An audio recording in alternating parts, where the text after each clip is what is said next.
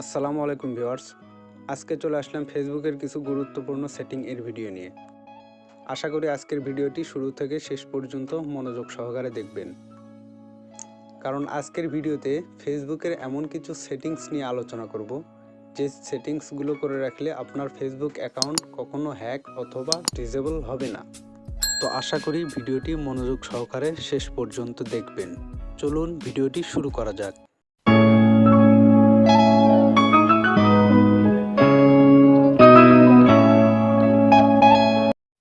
প্রথমে আমরা আমাদের ফোনের ফেসবুক অ্যাপটি ওপেন করব।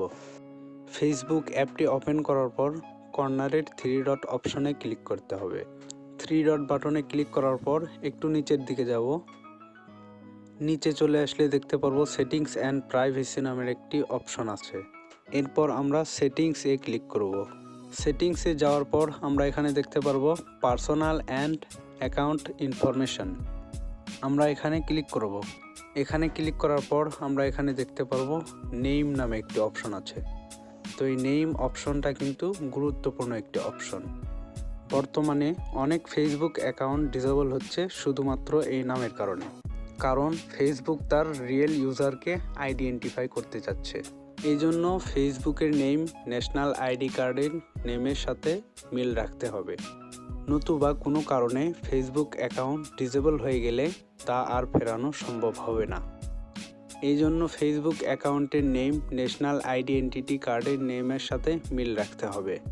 আর যাদের এনআইডি কার্ড নেই তারা অবশ্যই জন্ম নিবন্ধন অথবা সার্টিফিকেটে যে নাম দেওয়া আছে সেই নামটি ব্যবহার করবেন। এরপর দ্বিতীয় যে অপশনটি রয়েছে কন্ট্যাক্ট ইনফো। এখানে ফোন নম্বর এবং ইমেইল দুইটি করে অ্যাড করে রাখবেন, কারণ পাসওয়ার্ড রিসেট দেওয়ার সময় যদি একটি নাম্বারে ওটিপি কোড না আসে তাহলে আপনি আরও একটি নাম্বার দিয়ে ওটিপি কোড পেয়ে যাবেন।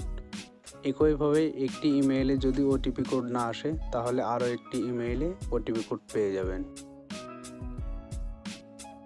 এরপর আমরা তৃতীয় যে অপশনটি দেখতে পাচ্ছি আইডেন্টিটি কনফার্মেশন, আমরা এখানে ক্লিক করব।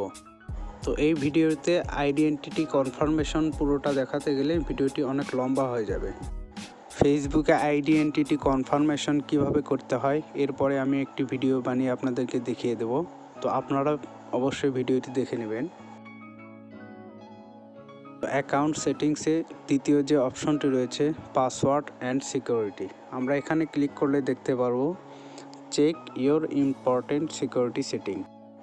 আমরা এখানে ক্লিক করব।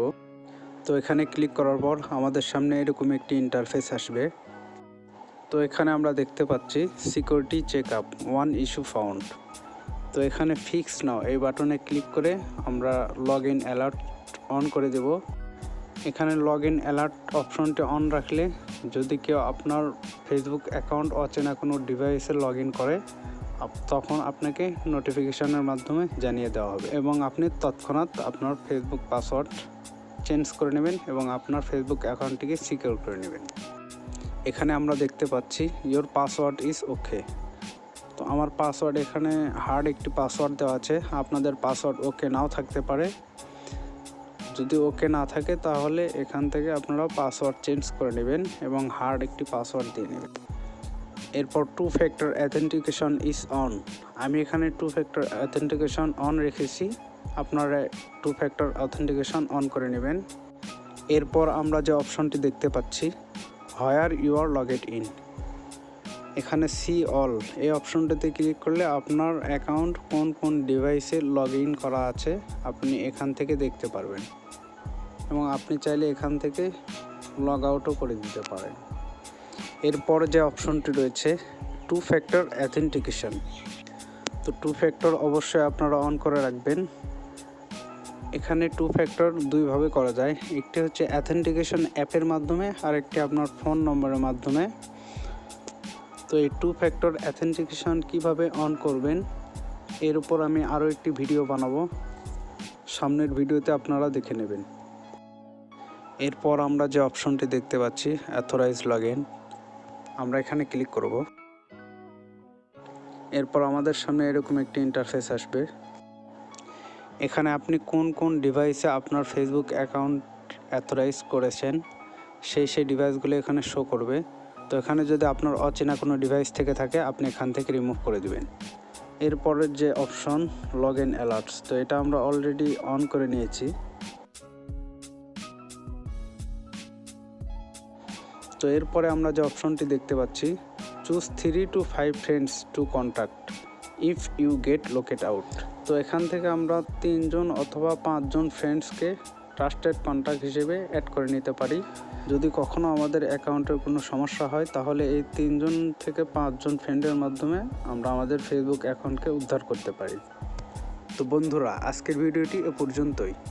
যদি ভিডিওটি আপনাদের ভালো লেগে থাকে তাহলে অবশ্যই লাইক করে দিবেন এবং কমেন্ট বক্সে আমাদেরকে জানিয়ে দিবেন। দেখা হচ্ছে সামনের ভিডিওতে।